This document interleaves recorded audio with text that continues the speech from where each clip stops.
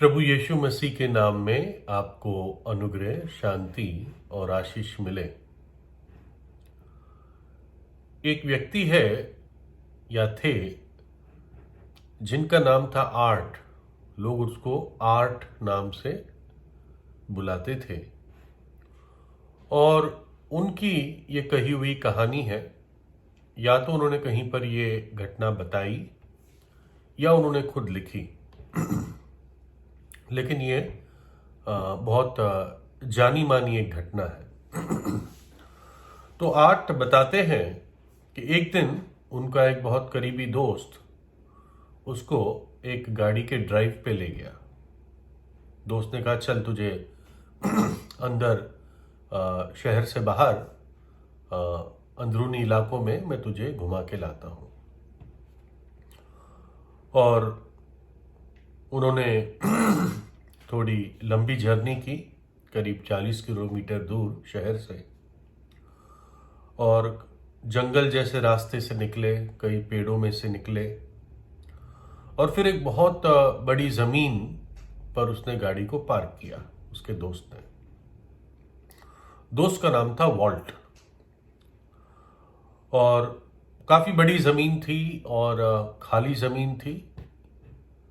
बस थोड़े से घोड़े वहाँ पर घास चर रहे थे और कुछ पुराने कच्चे मकान थे। तो वॉल्ट, जो आर्ट का दोस्त था, वो गाड़ी से बाहर निकला और अपने दोस्त को दिखाने लगा कि देख, ये ज़मीन है, बहुत खाली, बहुत बड़ी ज़मीन है, और मैं कुछ बहुत बड़ा प्रोजेक्ट इस पे करने जा रहा हूँ, और मैं चाह रहा हूँ मेरे दोस्त कि तू इसके आसपास की ज़मीन तू खरीद ले। और आर्ट ने अपने मन में सोचा कि क्या हो गया है मेरे दोस्त को, सठिया तो नहीं गया ये? 40 किलोमीटर शहर को छोड़कर बाहर किसी भी प्रोजेक्ट के लिए आम जनता क्यों आएगी? और ये तो कुछ बेवकूफ़ी की बात लग रही है। तो वॉल्ट ने बताया, देखो जो मैं प्रोजेक्ट करने जा रहा हूं, मैं सक्षम हूं पूरा प्रोजेक्ट करने के लिए, लेकिन मेरे पास इतने पैसे नहीं है कि ये बाकी की लगी हुई जमीन भी मैं खरीद लूं, तो मेरे सारे पैसे खत्म हो जाएंगे। मैं जानता हूं कि जब मैं ये जमीन खरीद लूंगा, जो मैंने अभी प्लान किया है, मेन जमीन, 2 साल में ही इसके आसपास होटल, रेस्टोरेंट, कॉन्फ्रेंस रूम और बहुत सारे पारिवारिक जगहें यहां पर बन जाएगी। क्योंकि जो मैं चीज बनाने जा रहा हूं, परिवार के परिवार यहां अपना वेकेशन के लिए आएंगे। मैं ऐसा एक बच्चों का पार्क बनाने जा रहा हूं। तो इसलिए मैं चाह रहा हूं, क्योंकि तू मेरा दोस्त है, कि तुझे सबसे पहला मौका मिले कि आसपास की जमीन जहां पर ये होटल, रेस्टोरेंट और सारे कॉन्फ्रेंस रूम्स और रहने की जगहें, खाने पीने की जगहें बनेगी, वो पहला मौका तुझे मिले। मैं तुझे बता रहा हूं मेरे दोस्त कि 5 साल में इस आसपास की जमीन की कीमत 100 गुना बढ़ जाएगी, 100 गुना से भी ज्यादा बढ़ जाएगी। और आर्ट अपनी कहानी में बताता है कि मैं कैसे बताता मेरे दोस्त को, वॉल्ट को, कि तेरी सोच बहुत गलत है, और कॉमन सेंस बताता है कि तेरा प्रोजेक्ट फेल होगा। तो आर्ट ने थोड़ा सा ये कह दिया कि भाई, पैसे की सिचुएशन टाइट है और मैं बाद में सोचूंगा। तो जाते जाते वॉल्ट ने बताया, देख, तू देर करेगा तो बहुत देर हो जाएगी, करना है तो अभी कर, नहीं तो भूल जा। और आर्ट ने, जो उसको मौका मिल रहा था, जो वॉल्ट उसको दे रहा था, उसको जाकर दिखाई जगह, सब कुछ खाली था, कुछ बना नहीं था, सिर्फ एक दिमागी प्लान था। लेकिन वो वॉल्ट, शायद अब आप पहचानेंगे, उसका नाम था वॉल्ट डिज्नी। और उस जगह पर, उस खाली जमीन पर बना डिज्नीलैंड। और आर्ट ने, जो वॉल्ट का दोस्त था, बहुत बड़ा मौका खो दिया। आर्ट ने सोचा पागल है ये, लेकिन वो मशहूर आज का डिज्नीलैंड है। और इतनी बड़ी सफलता जैसे डिज्नीलैंड को मिली, शायद ही किसी प्रोजेक्ट को पूरी दुनिया में मिली है। और अगर कह सके तो डिज्नीलैंड दुनिया का 8वां अजूबा है। सिर्फ 40 किलोमीटर से नहीं, लोग हजारों हजारों किलोमीटर दूर से अपने परिवारों के साथ, बच्चों के साथ पैसा बचा के डिज्नीलैंड जाते हैं। जिनके पास थोड़े ज़्यादा पैसे तो होते हैं, वो डिज्नीलैंड के कैंपस के अंदर ही होटल में रहते हैं। 4-4, 5-5 दिन का पास लेते हैं। इतने बच्चों के गेम्स हैं। सिर्फ एक दिन का, एक व्यक्ति का पास या टिकट अगर एक दिन ही जाना हो तो आज के रेट से करीब 8,000 रुपये है। और हजारों हजारों हजारों लोग आते हैं। और सिर्फ एक डिज्नीलैंड नहीं है, शुरुआत एक से हुआ, लेकिन अब दुनिया में 6 डिज्नीलैंड है टोटल। कैलिफोर्निया में, फ्लोरिडा में, यानी ये दोनों अमेरिका में हो गए, पेरिस में, टोक्यो में, शंघाई में और हांगकांग में। तो वॉल्ट का मित्र आर्ट ये बहुत बड़ी अपॉर्चुनिटी, मौका खो चुका। लेकिन फिर भी आर्ट का भविष्य खत्म नहीं हो गया। ठीक है, वो इतने पैसे नहीं कमा पाया, इतनी शान या लोकप्रियता नहीं कमा पाया जैसे उसके मित्र वॉल्ट डिज्नी ने कमाया। लेकिन आर्ट जो था वो एक रेडियो और टेलीविजन पर्सनालिटी बना और उसने उसमें तरक्की पाई अपने तरीके से। तो कह सकते हैं आर्ट खत्म तो नहीं हुआ। हाँ, जरूर वॉल्ट की तरह उसके दोनों हाथ में लड्डू नहीं थे, लेकिन फिर भी एक हाथ में आधा लड्डू तो रहा ही उसके। लेकिन जिस मौके के बारे में मैं आपको बताना चाह रहा हूं, इसमें या तो लड्डू है या नहीं है। ये एक बार की ही अपॉर्चुनिटी होती है और ये अनंत काल के लिए होती है। लिखा है लूका 19 में, प्रभु यीशु एक नगर को देखकर, यरूशलेम नगर को देखकर एक ऊंची जगह से वो रोया। जब वह निकट आया तो नगर को देखकर उस पर रोया और कहा, क्या ही भला होता कि तू, हाँ तू ही, इसी दिन में कुशल की बातें जानता, परंतु अब वे तेरी आंखों से छिप गई है।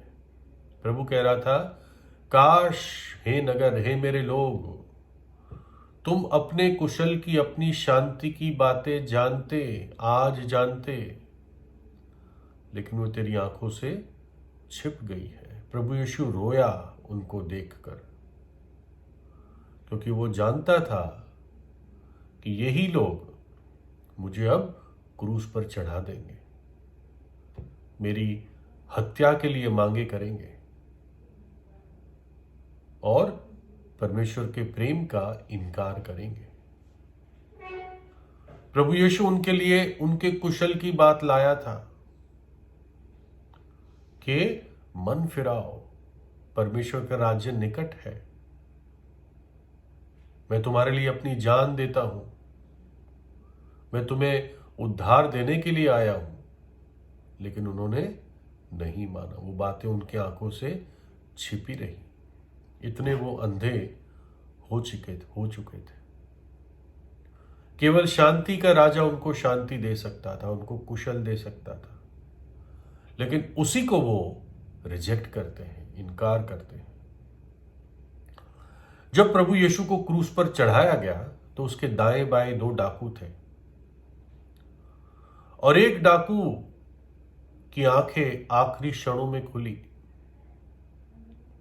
उसने पहचाना कि वास्तव में ये जगत का उद्धार करता है, ये वो मसीहा है जो उद्धार लाने वाला था, ये परमेश्वर का पुत्र है, ये इज़राइल का राजा है।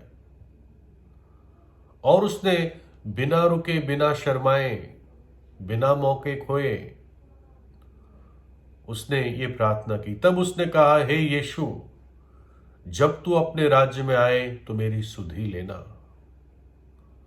उसने यानी यीशु ने उससे कहा, मैं तुझसे सच कहता हूं कि आज ही तू मेरे साथ स्वर्गलोक में होगा। उस डाकू के पास एक मौका था, उसने नहीं खोया, और वो आज प्रभु यीशु के साथ उसकी उपस्थिति में है, स्वर्गलोक में है। लेकिन दूसरे डाकू ने इनकार किया, मजाक बनाया, और आज वो नरक की भयानक आग में पछता रहा होगा, लेकिन छुटकारा नहीं है। प्रभु यीशु ने आपसे प्रेम किया, आपके लिए अपनी जान क्रूस पर दी, आपके पाप को और पाप की सजा को अपने ऊपर उठाया। उसने दुख उठाया, अपना लहू बहाया और अपनी जान दे दी। और इसलिए जो पापी सच्चे हृदय से पछताव करके उस पर विश्वास करता है, वो प्रभु यीशु का उद्धार और मुक्ति और अनंत जीवन पाता है। और जो चुनता है पाप के जीवन को ही और पाप में मर जाता है और परमेश्वर के इस प्रेम का इनकार करता है, वो अनंत काल के लिए उस भयानक नरक के दंड में उस व्यक्ति की आत्मा जलती रहेगी। जैसा पवित्र आत्मा कहता है, यदि आज तुम उसका शब्द सुनो तो अपने मन को कठोर ना करो। अगर आज पवित्र आत्मा की आवाज को सुनते हो तो अपने मन को कठोर मत करो, क्योंकि वह तो कहता है कि अपनी प्रसन्नता के समय में मैंने तेरी सुन ली और उद्धार के दिन मैंने तेरी सहायता की। देखो अभी वो प्रसन्नता का समय है, देखो अभी उद्धार का दिन है। आज उद्धार का दिन है। जब घर का स्वामी उठकर द्वार बंद कर चुका हो और तुम बाहर खड़े हुए द्वार खटखटाकर कहने लगो, हे प्रभु हमारे लिए खोल दे, हे प्रभु हमारे लिए खोल दे, और वो उत्तर दे कि मैं तुम्हें नहीं जानता, तुम कहां के हो। जब द्वार बंद हो जाएगा तो फिर खुलेगा नहीं। आज अनुग्रह का द्वार परमेश्वर ने खोल रखा है। पापी आ सकता है, बच सकता है, लेकिन फिर ये मौका नहीं मिलेगा।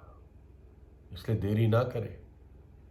घर के स्वामी ने जब द्वार खुला रखा है तो पश्चाताप और विश्वास के द्वारा प्रवेश करें, नहीं तो सदा के लिए बाहर रह जाओगे। और इसलिए प्रभु की इस पुकार को सुने। हे सब परिश्रम करने वालों और बोझ से दबे लोगों, मेरे पास आओ, मैं तुम्हें विश्राम दूंगा।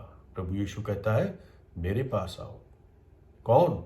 जो सब बोझ से दबे हैं, जो सब पाप के बोझ से दबे हैं और जो परिश्रम कर रहे हैं। हो सकता है मुक्ति के लिए आप परिश्रम कर रहे हैं, प्रभु कहता है आवश्यकता नहीं है, मैं तो मुक्ति देने आया हूं, तुम सिर्फ मेरे पास आ जाओ। आने वाले प्रकोप से भागो। पूरी दुनिया पर भयानक प्रकोप आने वाला है। बाइबल कहती है 7 सोने के कटोरे जिसमें परमेश्वर का क्रोध भरा हुआ है दुनिया पे उंडेला जाएगा। 7 मोहरें खोली जाएगी, 7 तुरियां फूकी जाएगी।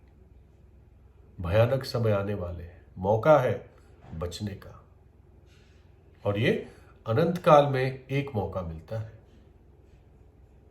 8 को तो कुछ और जुगाड़ मिल ही गया, लेकिन उद्धार में ऐसा नहीं है। या तो परमेश्वर की उपस्थिति में अनंत काल बिताओगे या उसके बाहर उस भयानक नरक की आग में बिताओगे। तो चुनाव आपका है। आज ही प्रभु यीशु से प्रार्थना कीजिए। प्रभु यीशु आपको आशीष दे।